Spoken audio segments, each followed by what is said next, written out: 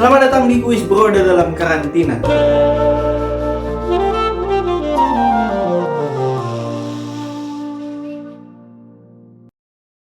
Saya Devi Nikotin selaku pembawa acara dalam Kuis Broda dalam karantina, dan ini adalah video jawaban dari pertanyaan yang sudah saya bacakan di episode yang ke-7. Baik, langsung saja kita masuk ke sesi jawaban. Di pertanyaan yang pertama saya bertanya seperti ini. Nama stadion milik salah satu klub NFL ini diambil dari nama brand pakaian denim asal Amerika Serikat. Pertanyaan saya adalah, apa nama brand tersebut? Itu pertanyaan yang pertama. Dan jawabannya adalah Levi's. Ya, jadi Levi's ini merupakan salah satu produk pakaian denim yang berasal dari Amerika Serikat ya.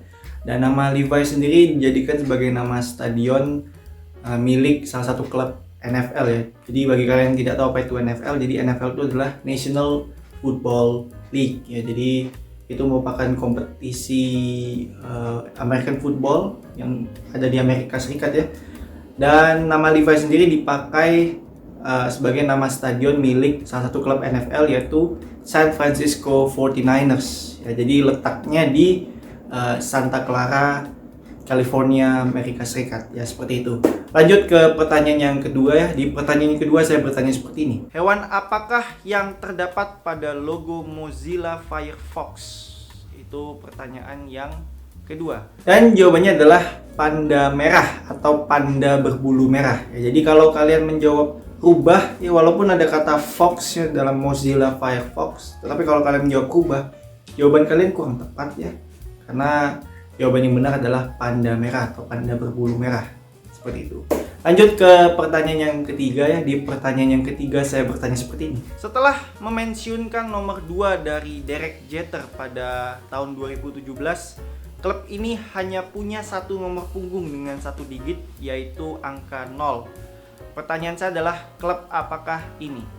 Itu pertanyaan yang ketiga. Dan jawabannya adalah New York Yankees. Jadi setelah New York Yankees memensiunkan nomor punggung dari Derek Jeter ya tahun 2017, yaitu nomor punggung 2, satu-satunya nomor punggung dengan satu digit ya yang dimiliki oleh New York Yankees adalah nomor punggung 0 ya. Jadi kalau misalnya nanti di masa depan ada pemain dari New York Yankees yang pemain sangat bagus sampai nomor punggungnya dipensiunkan dan kebetulan dia nomor punggung 0, maka ya tidak ada lagi ya nomor punggung dengan satu digit di New York Yankees, seperti itu. Dan kalau kalian tidak tahu New York Yankees itu apa, New York Yankees itu adalah klub baseball ya di Amerika Serikat. Ya ini ya New York Yankees, logo dari New York Yankees ya. Ini sering kalian temui di abang-abang itu ya, sering tuh pakai topi New York Yankees gitu. Lanjut ke pertanyaan yang keempat ya. Di pertanyaan yang keempat saya bertanya seperti ini. Apa nama negara dengan ibu kota Asmara? Itu pertanyaan yang keempat. Dan jawabannya adalah Eritrea. Jadi Eritrea ini merupakan negara di bagian Afrika Timur ya. Dan ibu kotanya adalah Asmara ya. Jadi negara ini sepertinya penuh cinta. Lanjut ke pertanyaan yang kelima ya. Di pertanyaan yang kelima saya bertanya seperti ini. Huruf ini merupakan huruf konsonan yang ke-9. Pertanyaan saya adalah, huruf apakah itu? Itu pertanyaan yang kelima. Dan jawabannya adalah L. Ya, huruf L ya. Jadi huruf L merupakan huruf konsonan yang ke-9 ya. Di huruf konsonan itu ada 21 ya dari 26 huruf dari 26 abjad ya. Itu B, C, D, F, G, H, J, K, L ya, jadi L yang ke-9 nya. Kemudian M, N, P, Q, R, S, T, P, W, X, Y, Z ya, seperti itu. Dan apabila kalian tidak dapat menjawab pertanyaan yang ini, ya L untuk kalian ya. Ya, ini kenapa saya pakai topi New York Yankees ya. Lanjut ke pertanyaan yang ke-6. Di pertanyaan yang ke-6 saya bertanya seperti ini. Ini merupakan credit scene dalam serial komedi dari Amerika Serikat dan ini sempat populer di internet. Pertanyaan saya adalah, apa nama serial komedi tersebut? Yaitu pertanyaan yang ke-6 ya. Dan jawabannya adalah Curb Your Enthusiasm. Ya, jadi Curb Your Enthusiasm ini merupakan serial komedi dari Amerika Serikat dan credit scene dari Curb Your Enthusiasm ini dipakai sebagai meme di internet ya, dan cukup populer, bahkan sangat populer di internet ya. Seperti itu. Lanjut ke pertanyaan yang ke-7. Di pertanyaan yang ke-7 saya bertanya seperti ini. It's dangerous to go alone. Take this. merupakan sebuah kalimat yang terkenal dalam permainan apa dan dirilis pada tahun berapa permainan tersebut? Itu pertanyaan yang ke-7. Dan jawabannya adalah The Legend of Zelda. Dan permainan ini dirilis pada tahun 1986. Jadi ini merupakan seri pertama dalam The Legend of Zelda, yang dimana kalimat "It's dangerous to go alone, take this" itu merupakan kalimat yang populer dalam permainan ini ya, The Legend of Zelda ini ya.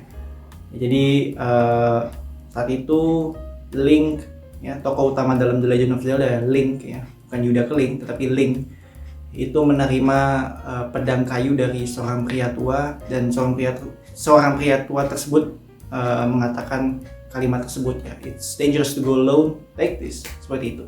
Lanjut ke pertanyaan yang ke-8. Di pertanyaan yang ke-8 saya bertanya seperti ini. Apa nama organisasi internasional yang dibentuk sebelum akhirnya berganti menjadi Perserikatan Bangsa-Bangsa?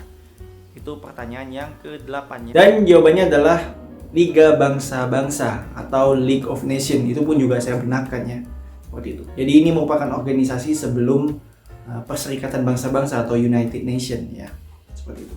Lanjut ke pertanyaan yang ke-9. Di pertanyaan yang ke-9 saya bertanya seperti ini. Pada tahun 2019, Jimmy Donaldson atau Mr. Beast ya, menginisiasi penggalangan dana kolaboratif yang bertujuan untuk menanam 20 juta pohon. Pertanyaan saya adalah, apa nama aksi penggalangan dana tersebut? Itu pertanyaan yang ke-9 ya. Dan jawabannya adalah Team Trees ya. Jadi Team Trees ini merupakan aksi penggalangan dana yang diinisiasi oleh salah satunya ya, oleh seorang YouTuber yaitu Mr. Beast atau Jimmy Donaldson ya. Dan ini dia lakukan karena dia ingin merayakan 20 juta subscribernya dia ya. Karena dia saat itu mencapai 20 juta subscriber, dan dia ingin menginisiasi adanya aksi penggalangan dana, yaitu mengumpulkan dana sebesar 20 juta dolar ya, untuk menanam 20 juta pohon ya di tahun 2020. Ya walaupun karena saat ini lagi sedang pandemi ya, jadi ya sepertinya akan sulit untuk menanam pohon pada tahun 2020 ini. Tapi dananya saat ini sudah mencapai lebih dari 20 juta dolar ya, seperti itu. Lanjut ke pertanyaan yang ke-10. Di pertanyaan yang ke-10 saya bertanya seperti ini. Baik, untuk pertanyaan yang ke-10, perhatikan gambar ini ya. Ya. Orang ini terkenal dengan suatu acara yang berjudul The Joy of Painting, yang dimana setiap episodenya dia melukis di kanvas ya. Pertanyaan saya adalah, siapakah orang ini? Itu pertanyaan yang ke-10. Dan jawabannya adalah Bob Ross ya. Jadi Bob Ross ini sangat terkenal dengan acara yang berjudul The Joy of Painting, dimana setiap episodenya dia membuat lukisan di kanvas ya.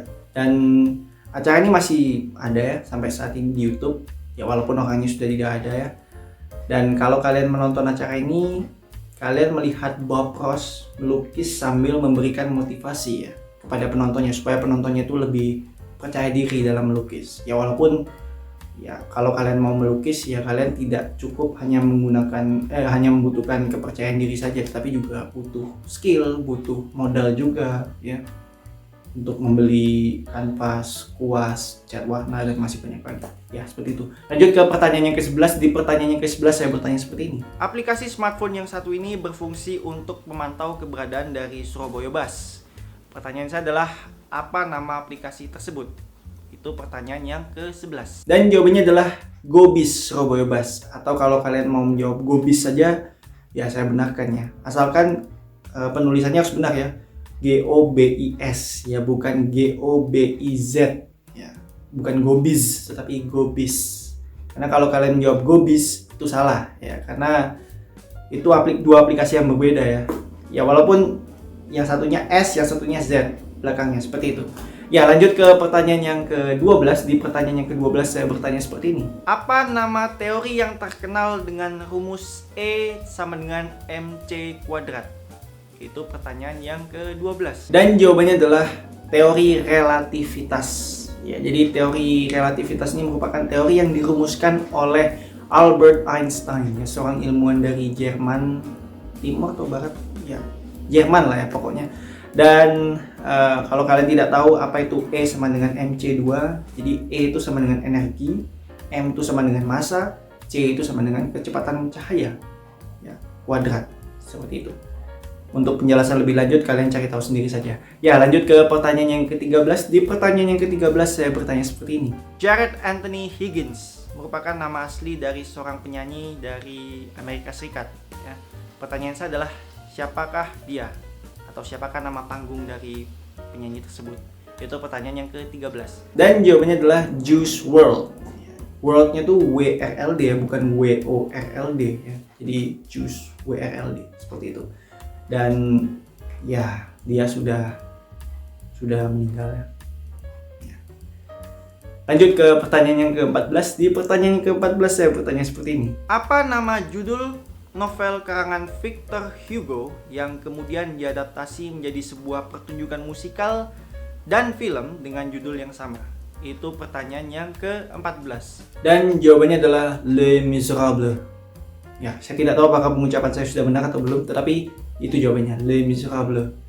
Dan ini merupakan novel yang ditulis oleh Victor Hugo ya, dan kemudian novel ini diadaptasi menjadi sebuah pertunjukan musikal dan juga film.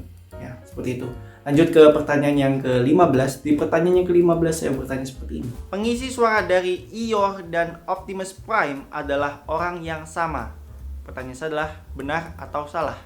Itu pertanyaan yang ke-15. Dan jawabannya adalah benar. Ya, jadi pengisi suara dari Eeyore dan Optimus Prime adalah orang yang sama, yaitu Peter Cullen, orang Kanada. Ya, seperti itu. Lanjut ke pertanyaan yang ke-16. Di pertanyaan yang ke-16 saya memberikan 4 pernyataan, antara lain merupakan salah satu monumen di Lamongan. Pernyataan yang kedua merupakan salah satu benteng di Gombong. Pernyataan yang ketiga merupakan judul novel karangan Buya Hamka. Dan pernyataan yang keempat merupakan judul film yang disutradarai oleh Sunil Suraya. Pertanyaan saya adalah, apa persamaan dari 4 pernyataan tersebut? Itu pertanyaan bonus untuk episode kali ini. Dan jawabannya adalah terdapat nama Van der Wijk. Jadi saya jabarkan satu persatu ya. Merupakan salah satu monumen di Lamongan, yaitu Monumen Van der Wijk. Yang kedua merupakan salah satu benteng di Gombong, yaitu Benteng Van der Wijk. Yang ketiga merupakan salah satu novel karangan Buya Hamka, yaitu Tenggelamnya Kapal Van der Wijk. Dan yang keempat merupakan salah satu film yang disutradarai oleh Sunil Suraya, yaitu Tenggelamnya Kapal Van der Wijk ya. Yang ini merupakan adaptasi dari novel karangan Buya Hamka, yaitu Tenggelamnya Kapal Van der Wijk, seperti itu. Baik, semua pertanyaan sudah saya jawab ya.